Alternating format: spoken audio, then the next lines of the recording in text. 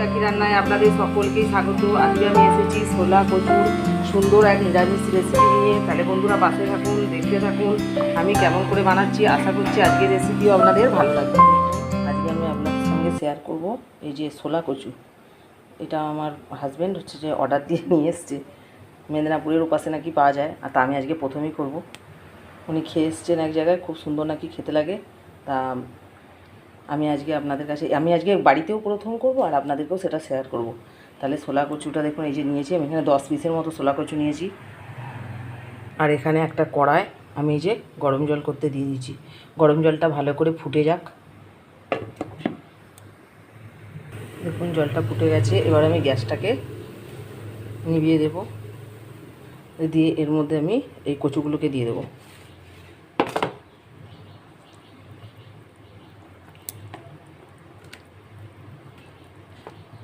সবগুলোকেই দিয়ে দেবো, দিয়ে মিনিট 2-1 রেখে দিয়ে তারপর এগুলোকে ভালো করে নিগড়ে নেবো, যেন রসটা বেরিয়ে যায়। 2-1 মিনিট ঢাকা দিয়ে রেখে দিলাম।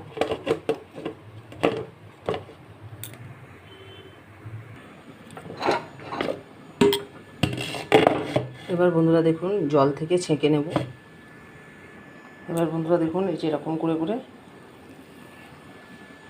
ভালো করে নিগড়ে নিচ্ছি।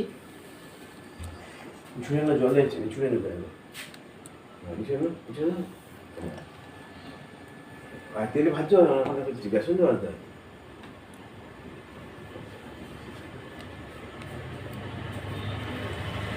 বলে ভালো করে করে এই যে নিগড়ে নিচ্ছি।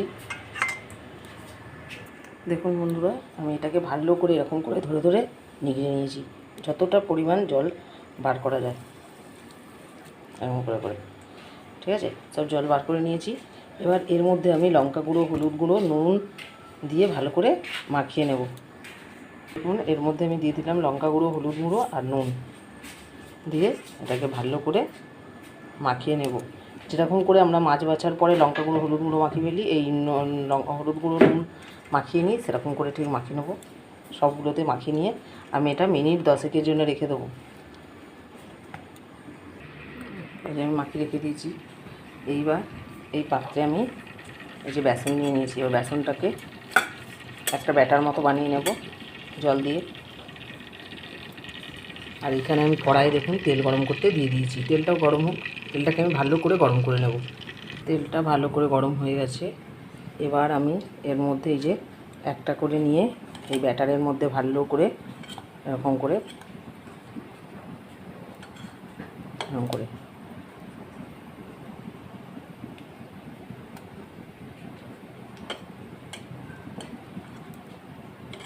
দিয়ে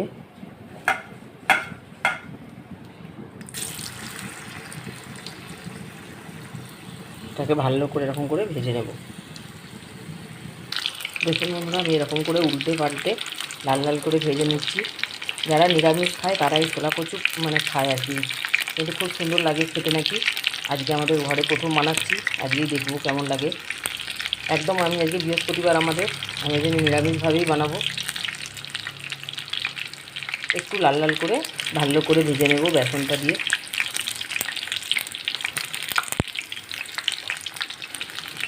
যেগুলো লাল লাল হয়ে ভাজা হয়ে গেছে সেগুলোকে তুলে নেব। সেম পদ্ধতিতে বাকিগুলোও ভেজে নেবো। দেখুন কী সুন্দর ছেড়ে যাচ্ছে, আর এই দেখুন কী সুন্দর।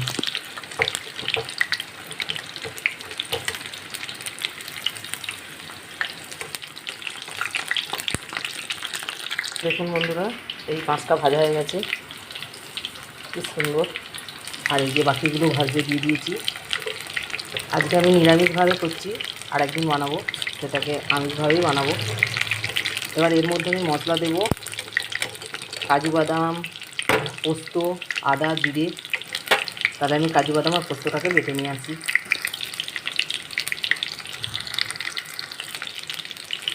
এটা ভাজা হতে হতে আমি ভেজে নিয়ে আসি।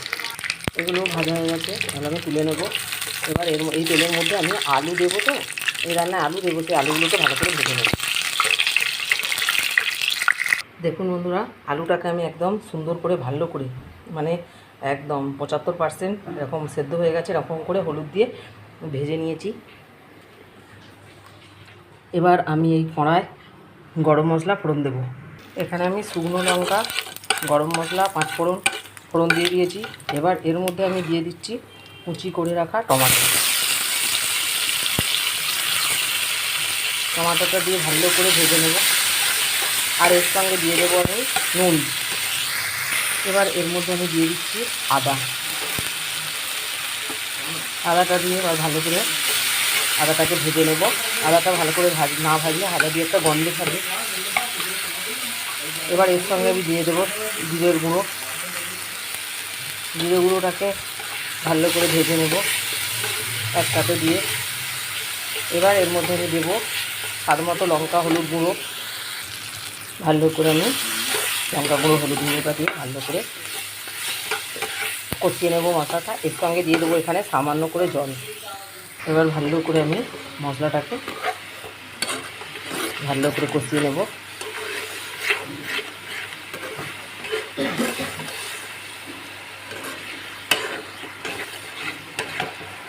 এবার এর মধ্যে আমি দিয়ে দেবো ভেজে রাখা আলুগুলো দিয়ে আবার মশলাটাকে কষিয়ে নেব। না, তার আগে দিয়ে দেবো আমি ওই যে পোস্ত, কাজু বাদাম বাটাটা। মশলাটা কষানো হয়ে গেছে। এবার এর মধ্যে আমি ভেজে রাখা আলুগুলো দিয়ে দিলাম। দিয়ে আলুগুলোর সঙ্গে ভালো করে আমি নেড়ে চেড়ে নেব। আর মিনিট 2-3 মতো আলুটার সঙ্গে কষিয়ে নেব। দেখুন বন্ধুরা, ভালো করে কষানো হয়ে গেছে। এবার এর মধ্যে আমি প্রয়োজন মতো জল দেবো। যেহেতু আমি বেশি ঝোল করব না, সেই মতোই জল দেবো। জলটাকে ফুটতে দিয়ে দিয়েছিলাম ঢাকা দিয়ে। দেখুন আলুটা সেদ্ধ হয়ে গেছে। এবার এর মধ্যে আমি ভেজে রাখা ছোলার কচুগুলোকে দিয়ে দেবো। এই যে এগুলো দিয়ে খুব বেশিক্ষণ নাড়বো না, অল্প করে একটুখানি ভাপিয়ে নেব। এবার সবশেষ আমি উপর থেকে দিয়ে দেবো সামান্য করে একটু চিনি, আর দিয়ে দেবো একটু গরম মশলা। রান্নাটা একদম আমার কমপ্লিট হয়ে গেছে। এবার একটা পাত্রে ঢেলে নিয়ে আপনাদের কাছে আসছি। চিনিটা শুধু যা গুলতে 1 মিনিট টাইম দেবো।